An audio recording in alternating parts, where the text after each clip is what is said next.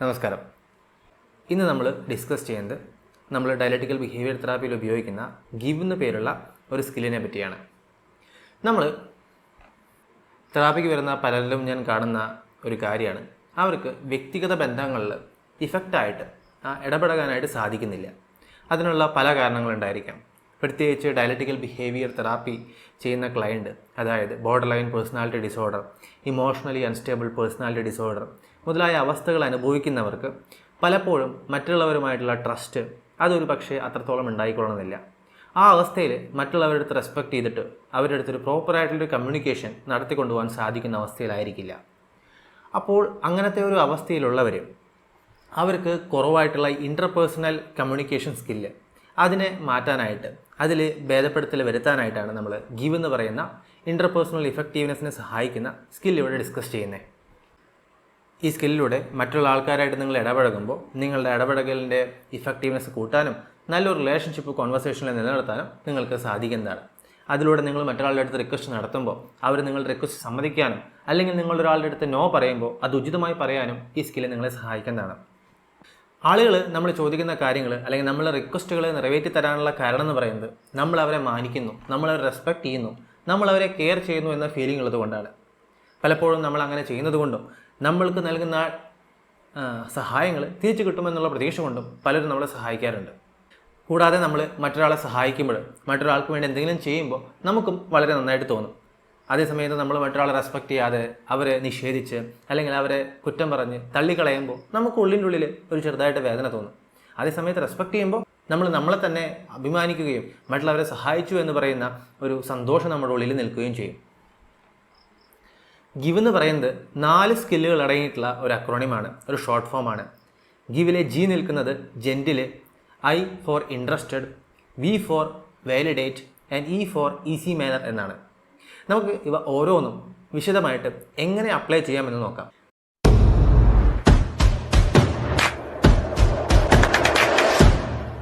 ആദ്യത്തെ ജി എന്നതുകൊണ്ട് ഉദ്ദേശിക്കുന്നത് വളരെ നല്ല രീതിയിലുള്ള നൈസറായിട്ടുള്ള, അതുപോലെ തന്നെ ബഹുമാനപൂർവ്വമായിട്ടുള്ള ഒരു പെരുമാറ്റ രീതി അല്ലെങ്കിൽ മറ്റൊരാൾ അപ്രോച്ച് ചെയ്യുന്നതിന് പാലിക്കണം എന്നുള്ളതാണ്. ഈ ഗിവ് നമുക്ക് 4 പടികളായിട്ടാണ് ചെയ്യുക. അതായത് 4 എലമെൻറ്റ്സ് ഗിവ് എന്ന് പറയില്ല, ഗിവിലെ ജെൻറ്റിൽ അടങ്ങിയിരിക്കുന്നുണ്ട്. ആദ്യത്തെ തന്നെ മറ്റൊരാളുടെ അടുത്ത് കമ്മ്യൂണിക്കേറ്റ് ചെയ്യുമ്പോൾ നമ്മൾ ശ്രദ്ധിക്കേണ്ട കാര്യമാണ് ഡോണ്ട് യൂസ് അറ്റാക്സ്. അതെ, മറ്റൊരാളെ അറ്റാക്ക് ചെയ്യുന്ന രീതിയിൽ നിങ്ങൾ തെറ്റാണ്, നിങ്ങൾ ഈ പറഞ്ഞത് ശരിയായില്ല, നിങ്ങൾ ആ ചെയ്തത് ശരിയായില്ല എന്നുള്ള രീതിയിൽ അറ്റാക്കുകൾ നമ്മൾ ഒഴിവാക്കേണ്ടതാണ്.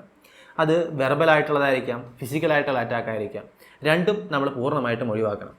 രണ്ടാമതായിട്ട് ഡോണ്ട് യൂസ് ത്രെറ്റ്സ്.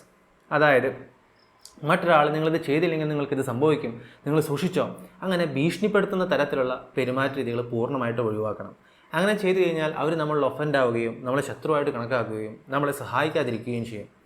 അതേസമയത്ത് നിങ്ങൾ ചോദിച്ചിട്ടുള്ള കാര്യങ്ങൾ, നിങ്ങൾക്ക് അർഹതയുള്ള കാര്യം മറ്റൊരാൾ ചെയ്തു തന്നില്ലെങ്കിൽ എന്തായിരിക്കും കോൺസിക്വൻസ് ഉണ്ടായിരിക്കുക എന്നുള്ളത് നിങ്ങൾക്ക് വ്യക്തമാക്കാനായിട്ട് ശ്രമിക്കാം. പക്ഷേ അത് വളരെ കാംലി ആൻഡ് കമ്പോസായിട്ട് വളരെ ശാന്തമായിട്ടുള്ള രീതിയിൽ വേണം അവരത് മനസ്സിലാക്കാനായിട്ട്. ഇനി നിങ്ങൾ റിക്വസ്റ്റുകൾക്ക് മറ്റൊരാൾ നോ പറയുകയാണ്, അത് ചെയ്യാൻ സാധിക്കുകയില്ല, അതങ്ങനെയല്ല എന്ന് പറയുമ്പോൾ ജെൻറ്റിലി നിങ്ങൾ ആ സിറ്റുവേഷനിൽ നിന്ന് മാറിപ്പോകണം. അദ്ദേഹത്തിൻ്റെ അഭിപ്രായത്തെ, ആ തീരുമാനത്തെ മാനിച്ചുകൊണ്ട്, അതിനെ ടോളറേറ്റ് ചെയ്തുകൊണ്ട് ആ കോൺവെർസേഷൻ അവസാനിപ്പിച്ചിട്ട് അവിടെ നിന്ന് മാറിപ്പോകാനായിട്ട് തയ്യാറാകണം. മൂന്നാമതായിട്ട് മറ്റൊരാളൊരു തീരുമാനം എടുത്തു എന്നുള്ളത് കൊണ്ട് അവരെ ജഡ്ജ് ചെയ്യാനോ, അവർ ഇത്തരത്തിലുള്ള ഒരാളാണെന്ന് പറയാനോ, അല്ലെങ്കിൽ അവരുടെ കുറ്റം പേര് വിളിച്ചിട്ട് അവരെ കളിയാക്കാനോ അവരെ ശകാരിക്കാനോ നമ്മൾ നിൽക്കരുത്. കൂടാതെ അവർക്ക് കുറ്റബോധം തോന്നുന്ന രീതിയിലാക്കി തീർത്തിട്ട് നമ്മുടെ ആവശ്യങ്ങൾ നിറവേറ്റിയെടുക്കുന്നതും ഒരു നല്ല രീതിയല്ല. അതുകൊണ്ട് ഇവയൊക്കെ നമ്മൾ ഒഴിവാക്കണം. ഇനി നാലാമതായിട്ട് ഡോണ്ട് ഡിസ്റെസ്പെക്റ്റ്. അതെ, അവരെ അപമാനിക്കുന്ന തരത്തിൽ പെരുമാറരുത്. നമ്മളുടെ ഫേഷ്യൽ എക്സ്പ്രഷൻ കൊണ്ടും നമ്മളുടെ ബോഡി ലാംഗ്വേജും എല്ലാം അവരെ അപമാനിക്കുന്ന തരത്തിലായിരിക്കരുത്. കോൺവെർസേഷൻ നടക്കുന്ന സമയത്ത് നമുക്ക് അപ്രീതികരമായിട്ടാണ് അവർ പറഞ്ഞത്, അവരുടെ റീപ്ലൈ, അവരുടെ ഡിസിഷൻ എങ്കിൽ നമ്മൾ അവരെ മുഖത്തടിച്ച പോലെ ഇറങ്ങുന്ന രീതി ഉണ്ടെങ്കിൽ അത് ഒഴിവാക്കണം. ഇത് കൂടാതെ പലർക്കും നമുക്ക് അപ്രീതി ഉണ്ടാക്കുന്ന തരത്തിൽ പെരുമാറുന്നവരുടെ അടുത്ത് അവരെ കളിയാക്കുന്ന, സർക്കാസം ചെയ്യുന്ന രീതിയിലുള്ള പെരുമാറ്റം ഉണ്ടെങ്കിൽ അതും ഒഴിവാക്കണം. ഇത്തരത്തിൽ അദ്ദേഹം പറഞ്ഞതിന് ശേഷം അവരെ വേദനിപ്പിക്കാനായിട്ട് അല്ലെങ്കിൽ അവർക്കൊരു പനിഷ് ചെയ്യുന്ന രീതിയിൽ അവരെ ഒറ്റപ്പെടുത്തുന്ന രീതി ഉണ്ടെങ്കിൽ അതും തുടർന്നുള്ള സമയത്ത് അദ്ദേഹമായിട്ട് നല്ലൊരു ബന്ധം നിലനിർത്താനായിട്ട് നിങ്ങളെ സഹായിക്കുന്നതായിരിക്കില്ല. നിങ്ങൾ ജസ്റ്റ് ഈ സിറ്റുവേഷനിൽ തിങ്ക് ചെയ്യുക, എങ്ങനെയായിരിക്കണം ഈ കോൺവെർസേഷന് ശേഷം ഇദ്ദേഹം നിങ്ങളെ നോക്കി കാണേണ്ടത്.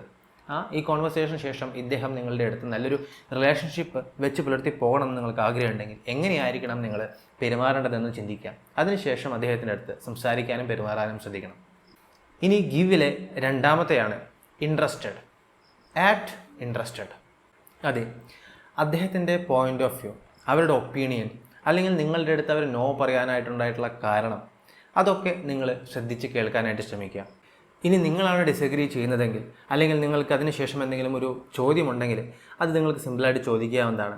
അവരുടെ ഉത്തരം എന്തായി കഴിഞ്ഞാലും അത് പേഷ്യൻസോട് കൂടിയിട്ട് ഒരു ഇൻട്രസ്റ്റിംഗ് ആയിട്ടുള്ള ബോഡി ലാംഗ്വേജോടും ബോഡി പൊസിഷനോട് കൂടിയിട്ട് അത് കേട്ട് നിൽക്കാനായിട്ട് ശ്രമിക്കണം. നിങ്ങൾ അദ്ദേഹത്തിനെ ഫേസ് ചെയ്യണം. അദ്ദേഹമായിട്ടൊരു ഐ കോണ്ടാക്ട് മെയിൻറ്റെയിൻ ചെയ്തിട്ട് വേണം ഇത്തരത്തിലുള്ള സംസാരങ്ങൾ ഇടപെടാനായിട്ട്. അവരെ ആ കോൺവെർസേഷനിൽ ഇൻട്രസ്റ്റഡ് ആണെന്ന് കാണിക്കാൻ വേണ്ടിയിട്ട് കുറച്ചങ്ങ് മുന്നോട്ട് ലീൻ ഫോർവേഡ് ചെയ്ത് നിൽക്കാം. അങ്ങനെ നിൽക്കുമ്പോൾ നമ്മൾ മറ്റൊരാളിൽ ഇൻട്രസ്റ്റഡ് ആണ് എന്നും കൂടി അവർക്ക് മനസ്സിലാക്കാൻ സാധിക്കും. ഇനി കോൺവെർസേഷൻ നടന്നുകൊണ്ടിരിക്കുന്ന സമയത്ത് നമ്മൾ നേരത്തെ സൂചിപ്പിച്ച പോലെ ഇടയ്ക്ക് ഇറങ്ങിപ്പോകരുത്. കോൺവെർസേഷൻ അമിക്കബിളി അവസാനിപ്പിച്ച് മറ്റൊരാൾക്ക് അക്സെപ്റ്റ് ആകുന്ന രീതിയിൽ ആ കാര്യങ്ങൾ പറഞ്ഞു തീർത്തതിന് ശേഷമായിരിക്കണം അവിടെ നിന്ന് മാറിപ്പോകേണ്ടത്. ഇനി അവരാണ് ആ കോൺവെർസേഷൻ അവസാനിപ്പിക്കുന്നതെങ്കിൽ അടുത്തൊരു പ്രാവശ്യം കോൺവെർസേഷൻ ചെയ്യാം, ഈ കാര്യത്തിൽ ഡിസ്കസ് ചെയ്യാം എന്നുള്ളൊരു വിഷിങ്ങോട് കൂടിയിട്ട്, ഒരു ആശംസയോട് കൂടിയിട്ട് വേണം നിങ്ങൾ ആ കോൺവെർസേഷനിൽ നിന്നും മാറിപ്പോകാനായിട്ട്. ഇനി ഗിവിലെ മൂന്നാമത്തെ എലമെൻ്റാണ് വാലിഡേറ്റ്. വാലിഡേറ്റ് ചെയ്യുക എന്ന് പറയുമ്പോൾ മറ്റൊരാളുടെ ഫീലിങ്സ്, ചിന്തകൾ, അവരുടെ ഒപ്പീനിയൻസൊക്കെ നമുക്ക് മനസ്സിലാക്കാൻ സാധിക്കുന്നതാണ് എന്ന് അവരുടെ അടുത്ത് കമ്മ്യൂണിക്കേറ്റ് ബാക്ക് ചെയ്യുന്നതാണ്. വാലിഡേറ്റ് ചെയ്യുക എന്നുകൊണ്ട് അവർ പറയുന്നത് അപ്രൂവ് ചെയ്യുകയോ അല്ലെങ്കിൽ അഗ്രി ചെയ്യുകയോ എന്നതല്ല. അതേസമയം അവരുടെ കാഴ്ചപ്പാടിൽ നിന്നുകൊണ്ട് ലോകത്തെ കണ്ടുകൊണ്ട് അത് അവരുടെ അടുത്ത് കമ്മ്യൂണിക്കേറ്റ് ബാക്ക് ചെയ്യുക എന്നുള്ളതാണ്. ഉദാഹരണത്തിനായിട്ട് നിങ്ങൾക്ക് അവരുടെ അടുത്ത് പറയാൻ സാധിക്കുന്നതാണ്, എനിക്ക് കാണാവുന്നതാണ് നിങ്ങൾ അപ്സെറ്റാണ്, ഇത് നിങ്ങളുടെ അടുത്ത് സംസാരിക്കുന്നത് ബുദ്ധിമുട്ടായി കഴിഞ്ഞ് കഴിഞ്ഞാലും ഇത് സംസാരിക്കാൻ ഞാൻ ആഗ്രഹിക്കുന്നു. അവരുടെ സിറ്റുവേഷൻ മനസ്സിലാക്കിയിട്ടാണ് നമുക്ക് ഇങ്ങനത്തെ ഒരു ഡയലോഗ് പറയാൻ സാധിക്കുക. ഇവിടെ നിങ്ങൾ പറയുന്ന സമയത്ത് ശ്രദ്ധിക്കേണ്ടതായിട്ടുണ്ട്, നമ്മൾ നേരത്തെ പറഞ്ഞ പോലെ അയാൾ ഇൻട്രസ്റ്റഡ് ആണെന്ന് കാണിക്കാനായിട്ടുള്ള നോൺ വെർബൽ കമ്മ്യൂണിക്കേഷൻ സൈൻസും ഇവിടെ കാണിക്കേണ്ടതുണ്ട്. അതായത് അവർ പറയുന്നതിന് അവരെന്താണോ റീപ്ലൈ എന്ന് പറയുന്നത് അതിനെ തലയാട്ടി നോഡ് ചെയ്യുക, അവരുടെ ഇടത്തേക്ക് കുറച്ച് ചാഞ്ഞു നിൽക്കുന്ന രീതി, ഐ കോണ്ടാക്റ്റ് മെയിൻറ്റെയിൻ ചെയ്യുക, ഇതൊക്കെയും നമ്മൾ മറ്റൊരാൾ പറയുന്നത് അതിൽ ഇൻട്രസ്റ്റഡ് ആണെന്ന് അവരെ ധരിപ്പിക്കാൻ സഹായിക്കുന്നതാണ്. ഇനി ഗിവിലെ നാലാമത്തെയാണ് ഈസി മാനർ. അതെ, യൂസ് ആൻ ഈസി മാനർ.